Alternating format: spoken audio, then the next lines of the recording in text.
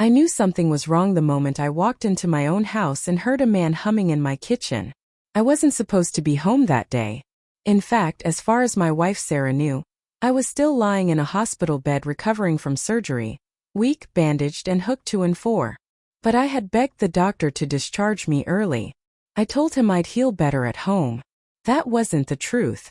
The truth was Sarah hadn't visited me in 3 days. Not a message. Not a call. Just silence.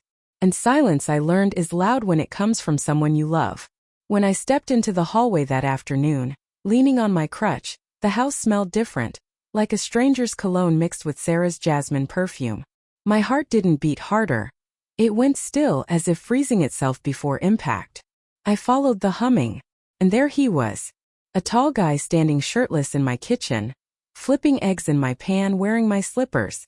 Sarah walked in behind him, wrapped in a towel, her hair wet, her face turning a sickly shade of white when she saw me. For a full 3 seconds no one breathed. Then she whispered, You weren't supposed to be home." Of all the things she could have said, that was the one that broke me. Not apology. Not shock. Just inconvenience, like I had interrupted her routine. I didn't yell. I didn't throw anything. I simply walked past them, opened the fridge and poured myself a glass of water. My hands weren't shaking, my soul was. The guy cleared his throat. "Look man, I didn't know she was." "I know." I cut him off. "But you should leave now." He didn't argue. He grabbed his shirt, mumbled something to Sarah and walked out. Sarah stood by the counter, clutching the towel tighter. "You don't understand," she started. "I think I understand perfectly," I said. But the thing was, I didn't.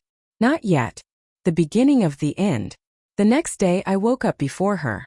She slept on the edge of the bed like I was contaminated. When she finally opened her eyes, she didn't look guilty, just annoyed. "Can we not make this dramatic?" she sighed. "It happened. It's done." Her tone was ice, cold enough to kill whatever part of me was still hoping she'd fight for us. "How long?" I asked. She stared at the ceiling. 3 months. The number hit like a punch straight to the ribs.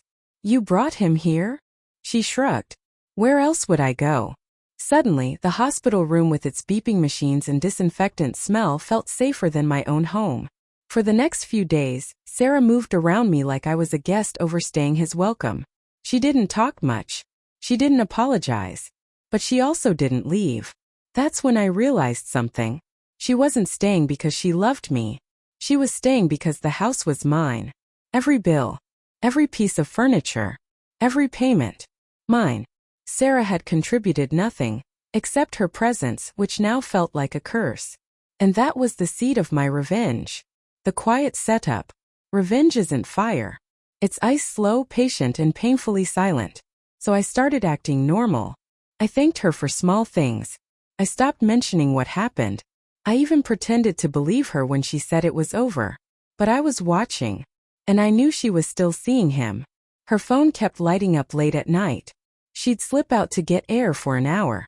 She suddenly cared too much about her hair, her clothes, her phone battery. But I didn't confront her. Not yet.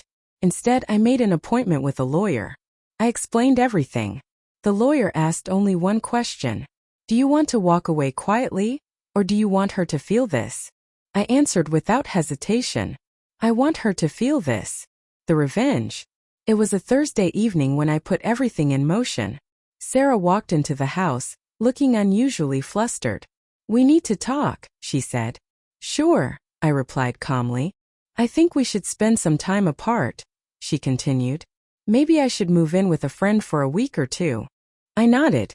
"I think that's a good idea." She seemed relieved that I didn't argue. "Just one thing," I added. "Before you go, can you sit for a moment?" She frowned but sat on the couch. I placed a stack of papers on the table between us. "What's this?" she asked. "Divorce papers," I said softly. Her face twisted. "You're seriously doing this?" "One mistake, Anne. One mistake," I repeated, laughing quietly. "You brought him into our bedroom while I was recovering from surgery." She opened her mouth, closed it, and looked away. "Also," I continued, "the house." She looked up quickly. "What about it?" "It's been sold." Her jaw dropped. "What?" You can't sell the house. I can, I said.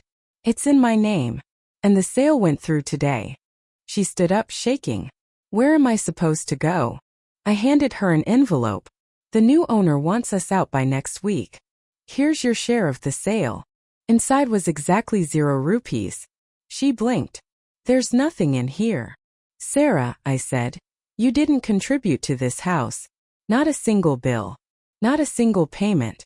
Legally, you're entitled to nothing. Her face went pale. And one more thing, I added. I already moved my things this morning. Moved where? To a place where peace lives, I said. A place you'll never find. She sank onto the couch as if her legs gave out. You planned this. I gave you 3 months of loyalty, I whispered. You gave me 3 months of lies. I just returned what belonged to you.